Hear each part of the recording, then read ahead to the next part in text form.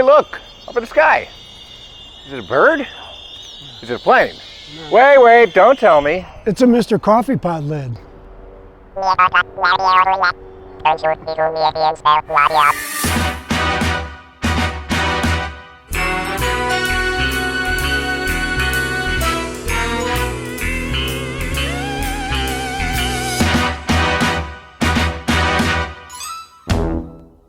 Hello again, everybody. Welcome to another episode of Skeptilab. I'm Jim Underdown, your host. I'm also the founder of the Center for Inquiry Investigations Group. With me today is the great Adam Felber. You know him from Wait, Don't Tell Me, but he's also a writer, he's a performer, and you got a podcast with Paula Poundstone. That's right. It's called Nobody Listens to Paula Poundstone. Oh, We've been doing it for a couple of years now. Oh, fantastic. I don't believe that. A lot of people. Oh, literally dozens of people listen to Paula Poundstone's podcast, so tune in. So today we're going to be talking about UAPs, Unidentified Anomalous Phenomena. Didn't we used to call those UFOs, which I prefer? I mean, how many people can say anomalous? And how many people, once started, can stop saying anomalous? No, I can barely say it myself.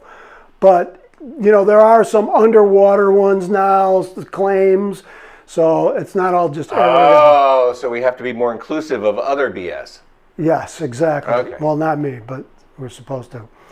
So the first point I want to make is the word unidentified does not automatically mean alien, right? So unidentified, don't let your mind go to alien. It's going to aliens. I know. I'm picturing Stop aliens that. right now. The other thing is, a lot of these cases are in fact identified. The majority of the Blue Book investigations and a lot of different investigations that have happened over time, we know what people were seeing. It's no big mystery. Yeah, but anymore. So many people have seen things, and they, you know, to me, they seem credible. So I guess one of my questions is, are all these people who are claiming they see things lying? All of them? No, they're not all lying. But there clearly are and have been lots of fakes over the past 75 years of these claims. Well, yeah, of course. I mean, Photoshop alone has been around since what, the late 80s, and CGI since even before that, although it was primitive, which is why, you know, 80s UFOs were usually rectangular. But now with things like AI, and you can just place things in images, how are you ever going to tell the difference between a real and a fake? It is. It's getting tougher and tougher, and a lot of the things we're working on is ways to distinguish AI creations from reality and seeing if there are digital stamps and other things like that. So yeah, it's getting tougher and tougher. But you don't need high technology to fake a UFO photo. You know what you do need? I have no idea, but if I was going to guess off the top of my head, some kind of Mr. Coffee Pot lid? That is an amazing guess. That's exactly what you need. And I'm going to show you. Let's go. Do you mind if we go outside to the lab outside? It's why I put on these waders and duck boots. We're going to go fake a UFO photo in our parking lot right now. Let's go. Adam, I don't know if you know about this, but there's something called forced perspective. Forced perspective, that is that venerable filmic technique wherein you can make an object look closer or farther away or bigger or smaller based on where you put the camera. That's right. That's very good. How did you know that? It's in the script. Oh, plus, I wrote about it in my new book with Charles Band, Confessions of a Puppet Master, available now from HarperCollins. HarperCollins. Excellent. So part of the idea when we're faking UFO photos with forced perspective is we want to get just outside the camera's focal length. That's when infinity starts with the camera lens, and it's impossible to tell whether you're looking at something small that's fairly close to the camera like we're doing, sure, or something gigantic way in the distance like a spaceship. It's all about where you place this here pole, I'm guessing. Exactly. That's why the pole gets us a little bit away from the camera, right? Right. And here, the burning question on everybody's mind, why, technically speaking, a Mr. Coffee Pot lid? Oh, I love the Mr. Coffee Pot lid. It's got a lot of little lumpy things on it that could be mistaken for actual parts of a spaceship, like a conning tower or thruster. That's the hyperdrive back there. Oh, hyperdrive, sure, exactly. Yeah. So, yeah, it raises a lot of speculation. Yeah. I love it. And then, of course, you have this thread, which I'm assuming is from a magic store, some kind of magician's thready thing. Surprisingly not. No, this is regular invisible sewing thread. You can buy it at Walmart. but it's so thin, especially on a cloudy day like Right. this, you cannot see it even with 35 millimeter film or a 4K camera. It's invisible. Plus, if you do see the thread, you could always delete the bad pictures. Exactly, right. Yeah, back in the olden days when people were shooting these things on rolls of film, we used to ask them what's on the rest of the roll of film, and they never wanted to show us because the bad ones were on there. And I know in the shots that you take, you place it so that the ship looks like it's very far away and very big. And I'm guessing that's because you're more skeptical about the existence of tiny aliens. I'm actually kind of hopeful about tiny aliens. I think they'd be a little easier to deal with. Wouldn't you rather have small yeah. ones? They came, they saw, we stomped, sure. Yeah. So you want to shoot a few shots of this? May I? I'll grab the pole Thank and you. we'll take some shots. This is going to be great. Yeah, let's do this. Ooh, yeah, that's nice. Okay, now like you've got a secret. Fly like you've got a secret. I cannot see the thread. I can't see Jim. Engage thrusters.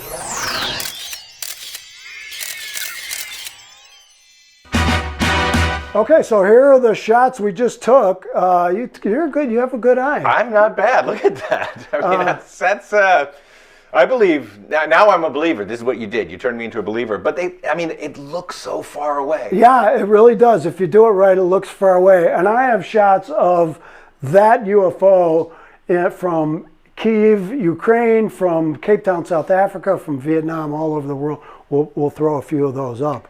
All right, let me change the subject a little bit. What about those Navy videos that everybody's really excited about on the internet right now? Those aren't fakes.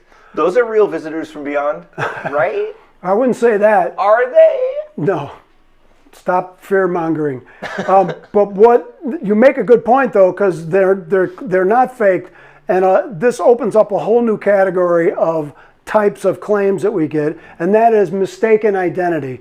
So people are seeing one thing and they're mistaking it for something else, and there's lots of examples. Like what? Give me just a few thousand examples. Well, I mean, personally, we've had these reports. Balloons. Okay. A lot of times people see a cluster of balloon.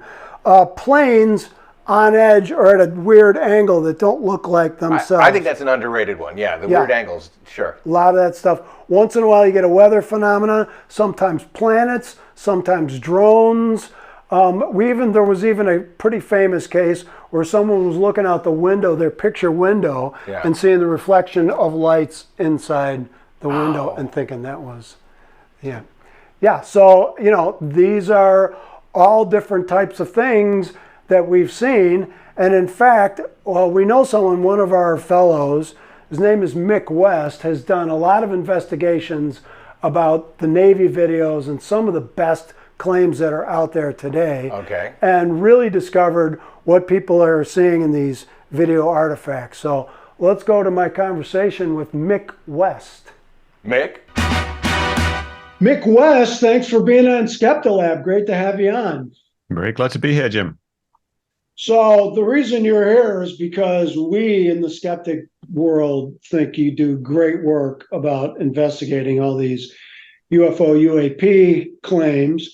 And you've really done some deep dives on the Navy videos and some of the other, what are considered to be the best examples of UFOs. Really what we're talking about is alien visitation. So let me start out with the big question. Have you seen anything that has blown your mind and immediately made you think that someone from another planet is visiting us?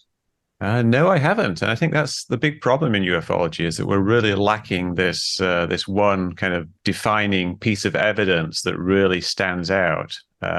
We've got lots of very ambiguous bits of evidence, lots of blurry photographs, lots of eyewitness testimony that is difficult to verify. But we don't have anything that's unambiguously anomalous. So even though I've been looking at UFO videos for many years, I haven't seen any of them that have really convinced me that anything in particular is going on. So if you've seen this stuff, many of these things, are there any particular generalizations you can make about what you typically see?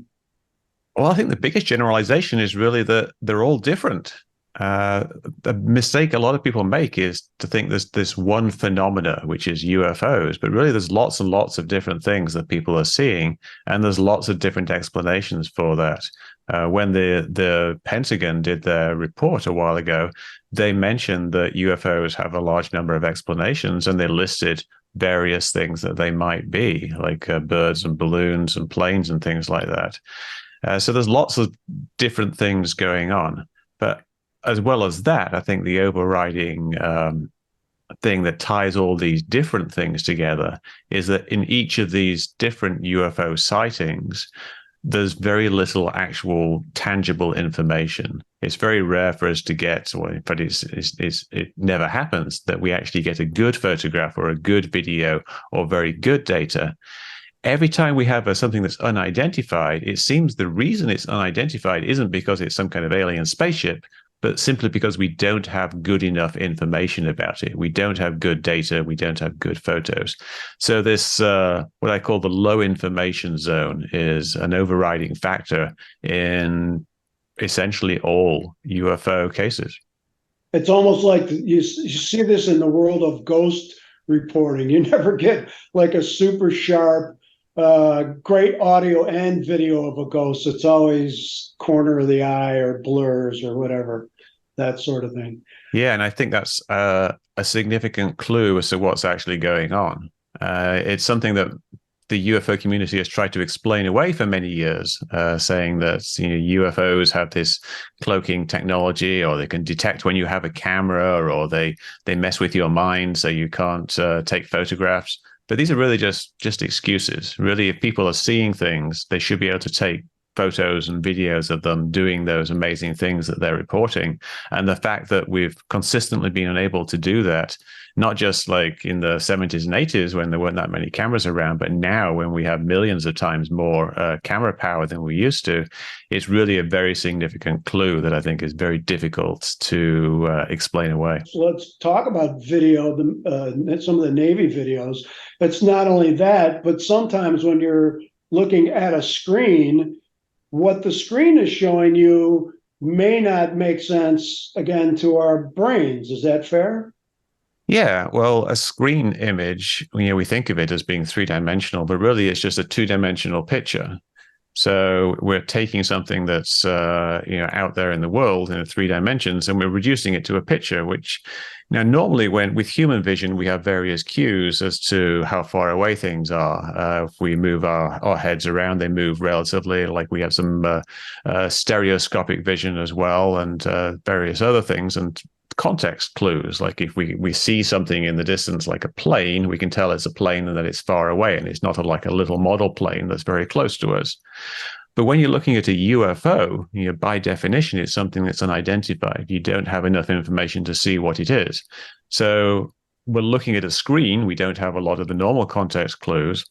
We don't have the stereo vision. We can't move our heads around to see what the parallax would be. But also, we don't know what we're looking at. So we're just looking essentially at usually it's a dot or a blob or some kind of amorphous shape, maybe a cigar shape or something like that.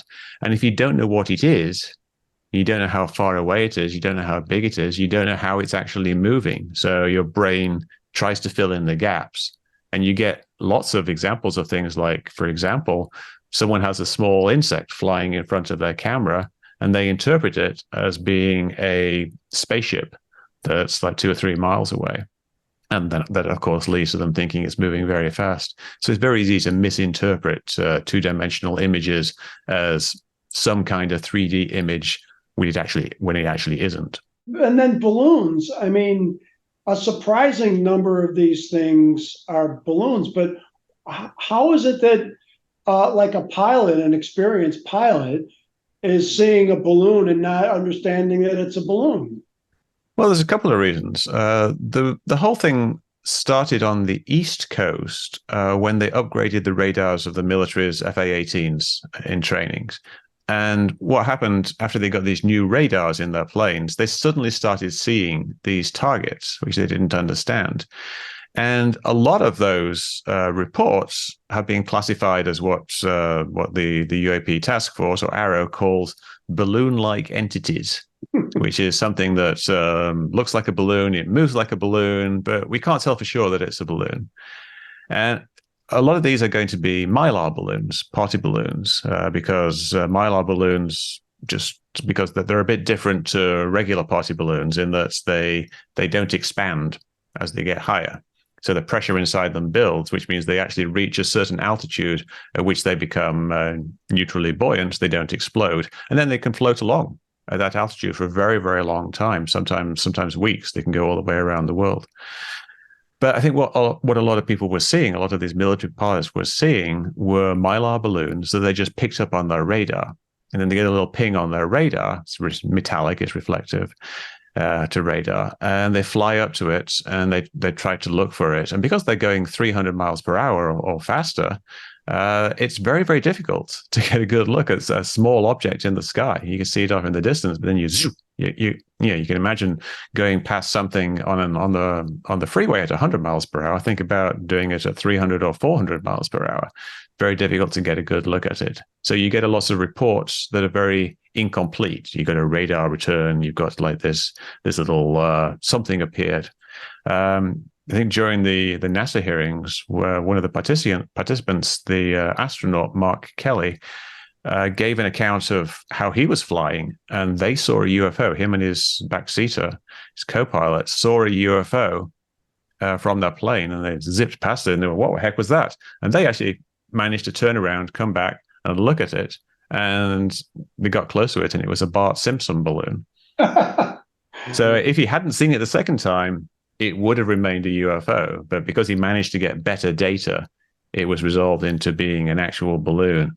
And I think a very large number of these cases are balloons. An interesting thing with the military reports is that the vast majority of these kind of balloon-like entities are on the East Coast.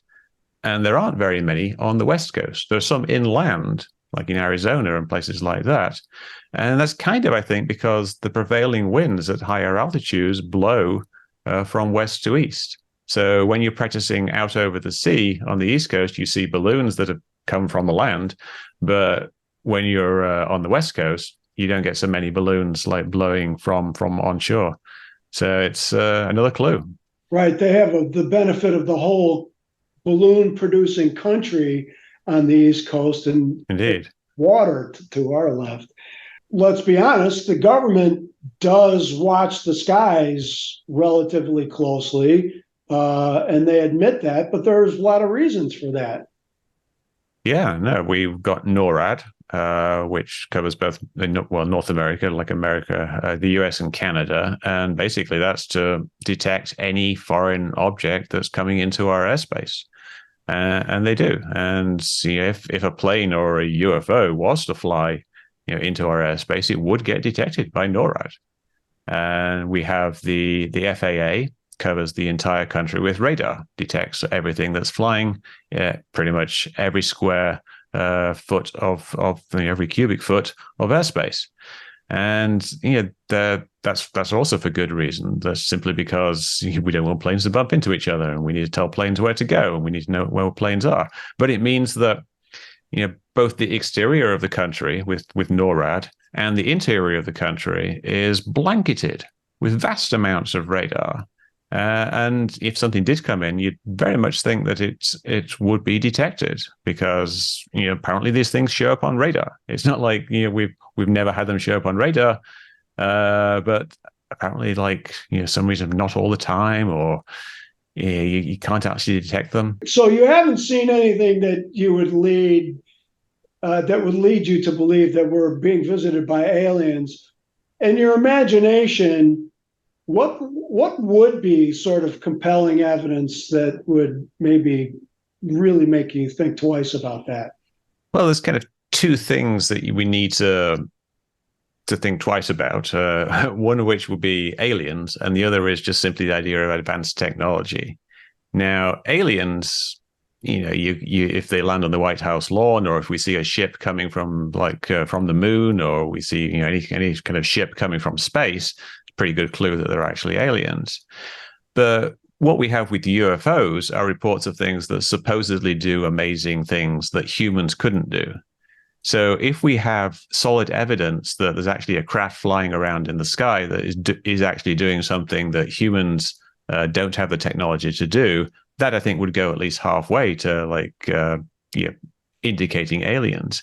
And that doesn't need to be that complicated. It just could be something as simple as 2 or 3 people in different locations taking video of the same UFO with their iPhone cameras or whatever their cameras are, and having that, being able to triangulate it so you could show that it was actually moving very fast.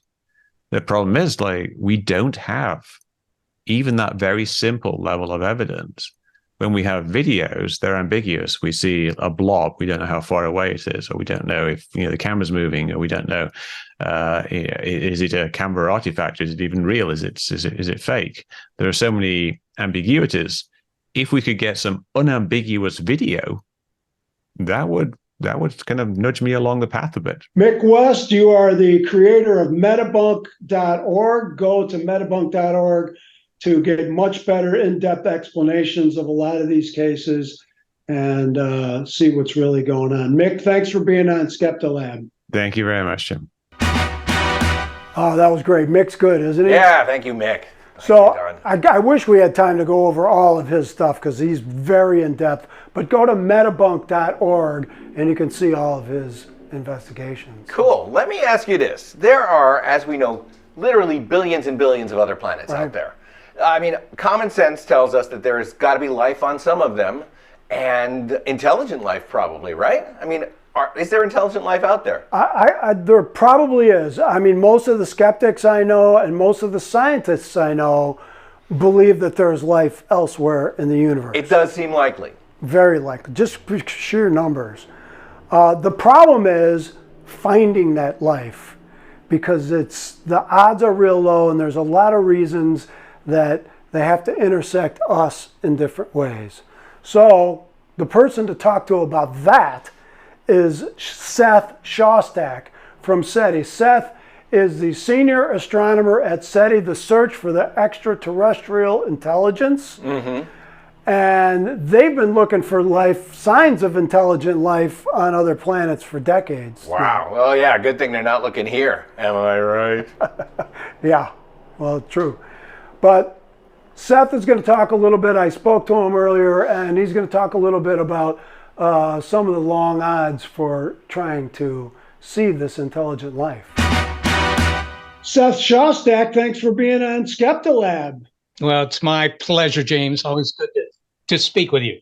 Yeah, this is great. You're the perfect person to talk about this. And we should start by saying, I mean, I know you've been with SETI for some time now.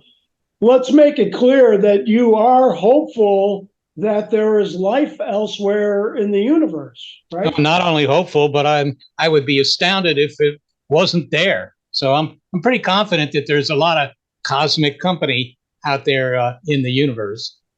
Yeah, and I think that's, in my experience, the scientists that I know and the skeptics that I know are all pretty confident in that way, that it's out there somewhere. But what we're going to talk to you about is the fact that there are some challenges and that the odds of us seeing this are, in some ways, are not that great. Is that fair to say?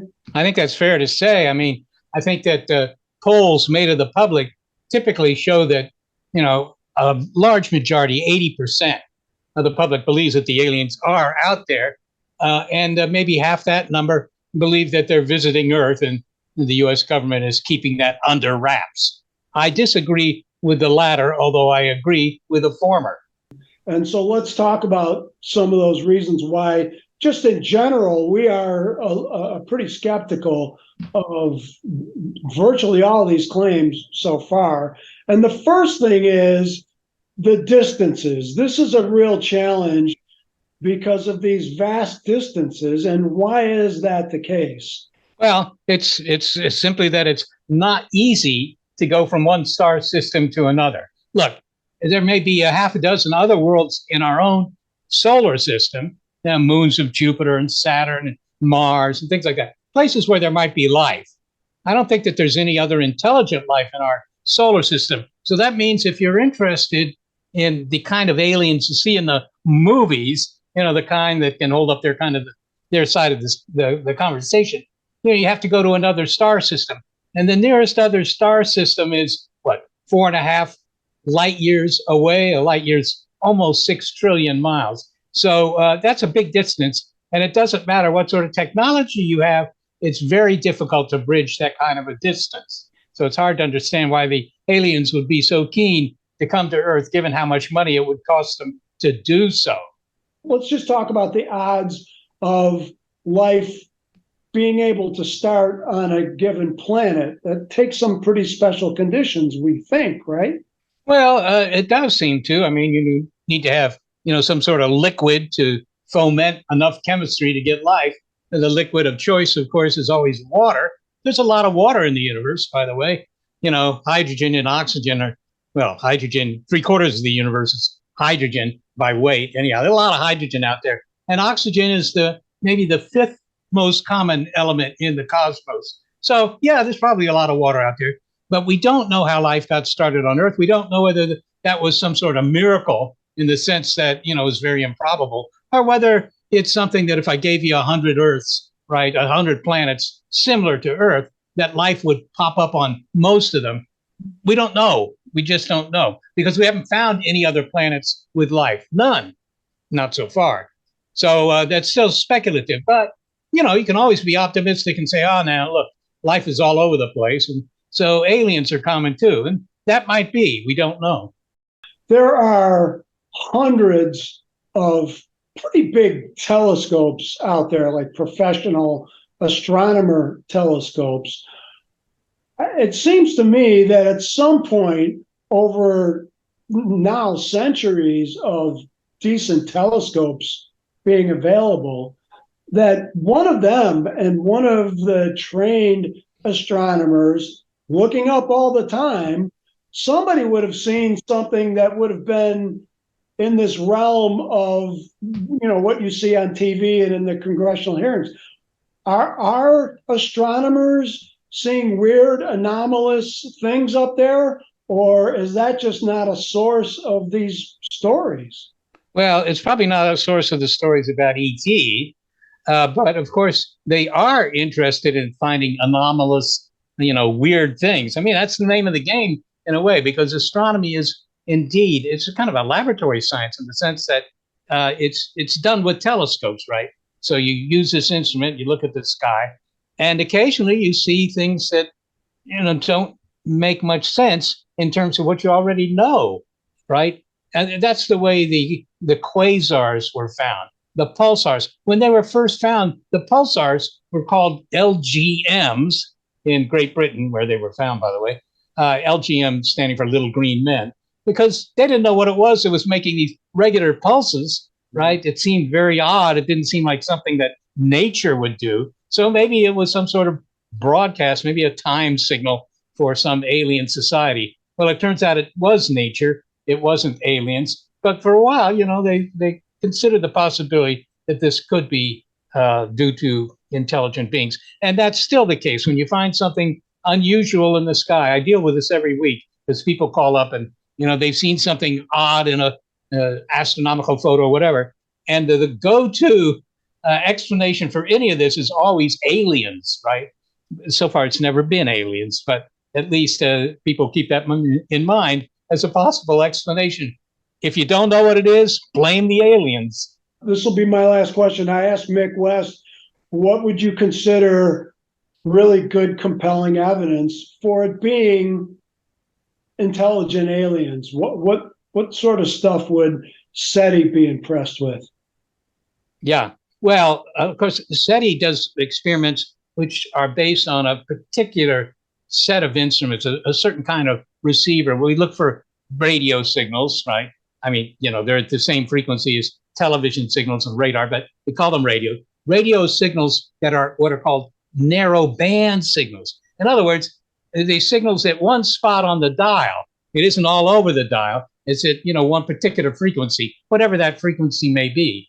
And the reason we do that is simply because those are the kinds of signals that a transmitter would make, but not, a quasar, or pulsar, or any other kind of R. right? It's a narrowband signal, and that's the indication that whoever it is that's responsible for that, they've built a transmitter. So, that's a way to sort of quickly decide that, this is really a really interesting discovery because it points to an intelligent creation. Seth, thanks so much for being on Skeptilab. We really appreciate it. It's been a great pleasure for me, James. So there's a guy who has spent a big part of his career looking for ET, telling us that the odds are pretty long. Yeah, a guy like Seth, obviously he would want to believe in UFOs being actual alien life, so I respect the fact that he's holding the line at science and skepticism. Yeah, he's got integrity for sure. But let me ask you something else. What about those alien bodies, the corpses that they're finding? I mean, I know there were congressional hearings. Mexico's got some hot new alien corpses. How do you disprove those? We have the bodies. You know who doesn't have the alien bodies? Us. Skeptics don't have it. Doctors don't have it. Scientists don't have it. Everybody but people who have credibility to look at these things. So I'm very skeptical that the alien bodies exist in the first place. Show me the body. If I may, you're kind of a little bit of a killjoy here. Are you just trying to tear everything down? Would you want to see aliens if you found good evidence? I would, but here's the ironic thing. Right now on Earth, there are literally tens of billions of cameras out there. Right. Wouldn't you think that if these things were actually coming into populated areas, a lot of the world that is making these claims are populated areas, there should be multiple shots of all these things all the time, and it really, you don't see it. They just don't. Yeah, no. You are a massive buzzkill here, so I have to ask the inevitable question. Are you just tearing this down because some alien did something to you, or would you really genuinely be happy to see real evidence of alien life? Well, you sound like my wife, by the way. But no, I actually would like to see signs of life on another planet, for sure. Preferably smaller life. Sure. Maybe a little amoeba or a shrub or something. Sure. When the sentient shrubs show up, you will be a happy man. I'll be eating my words. Yeah. So yeah, we want small. We don't want the ones that are hungry. Right. Or angry or anything like that. Right. Because we are appetizing looking creatures. Yeah, could be. You never know. Yeah. So that's it really. Mistaken identities, easy fakes, lots of cameras show us the real information. I think you should put your tinfoil skeptical hats on, and you'll be protected from all beliefs in alien form. I don't have such a hat, but I shall. You know what? I'm glad you. I'm glad you brought that up because what? We have some parting gifts for you, and one is look at this tinfoil hat, guaranteed to keep alien surveillance out of your. I'll have to resize it when I get home. Just pull it apart a little certainly. bit. This is great. Thank you. And one other thing we have as a thank you gift for coming on Skeptilab, a UFO kit that I invented a long time ago. I shouldn't really be doing this because it's making my own life harder, but you can give this to one of your kids. Look at this. I can shoot my own UFOs in my backyard with my kids. Indistinguishable from real UFO claims. Wow, this is a fantastic gift, and I feel protected already. So thank you. Thanks for coming on. Sure. Thanks, everyone, for tuning in to another episode of Skeptilab. The bunk stops here. How does this look? Looks good. Does it? Yeah, surprising.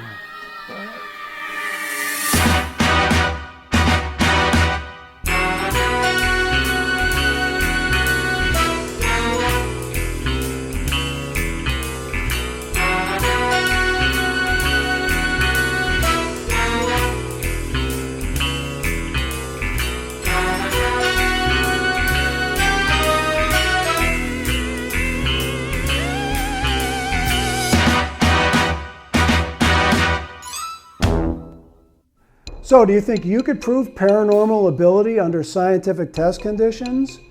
Take a shot at our $500,000. go to cfiig.org. And by the way, hit the like button below. Don't forget to subscribe to the CFI YouTube channel for more interesting content.